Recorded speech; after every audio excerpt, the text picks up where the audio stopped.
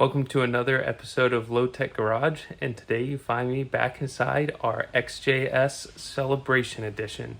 So for those of you that have been kind of following the journey with this car, we are just about done with the refurbishment mechanically and cosmetically, and really getting the car to where it's about as nice as you can get it without a nut and bolt restoration. And with that, there's been a few little bits and pieces that I've been working on in the car to resolve a couple of the classic Jag electrical gremlins that show up on these cars over time. The biggest one I just posted recently was how to repair your ABS module, which, removes that illuminated light from the dash and gets the ABS functioning again correctly. And on today's video, you find us back at the dash and again across this binnacle here where we find all the warning lights that get illuminated. And the one we're going to address today is right here. Over here, we have a light that says basically that there is a light out on the car.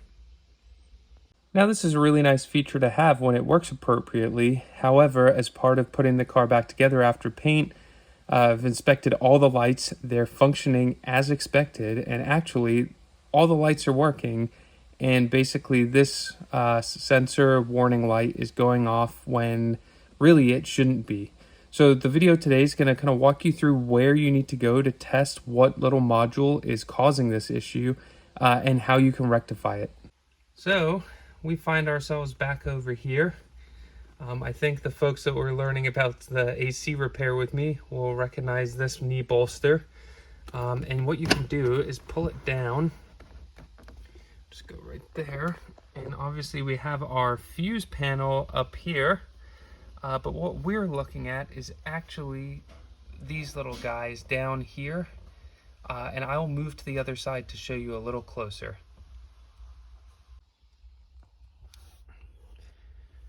So there are actually 5 of these little modules in the car. These ones up front are for the front lights.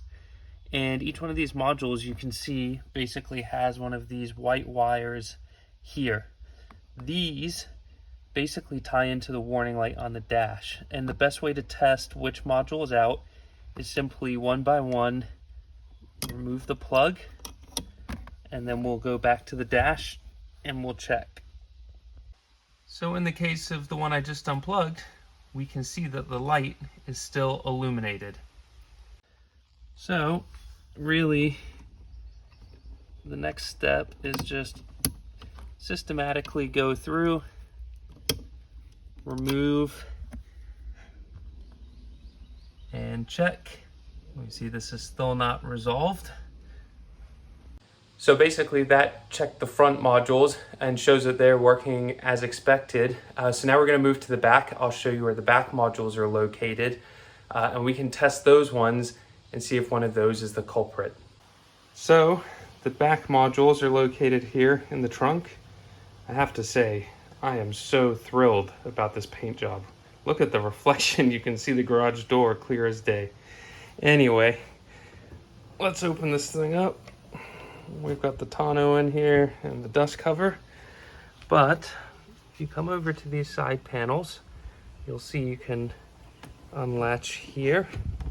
Let's see if I can do this with one hand. Let me switch over. Here we go. We've got a little door here revealing a module. And equally on this side, revealing another module.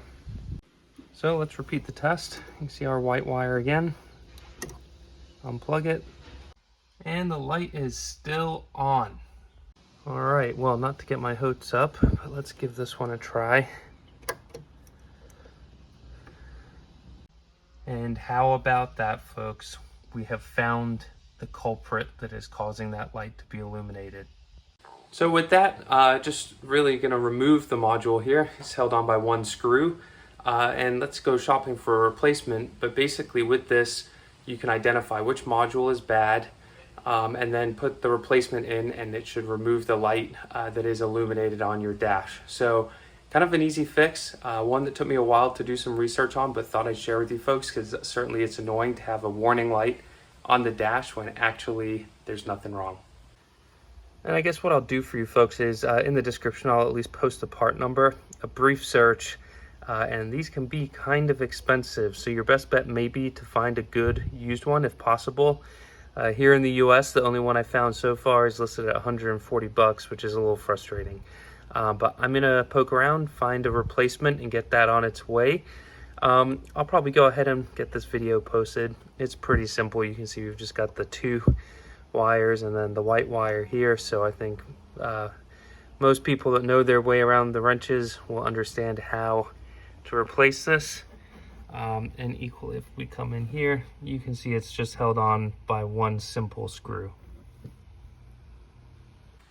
All right, well, that was actually one of the easier fixes here on the XJS, but I thought it would be useful.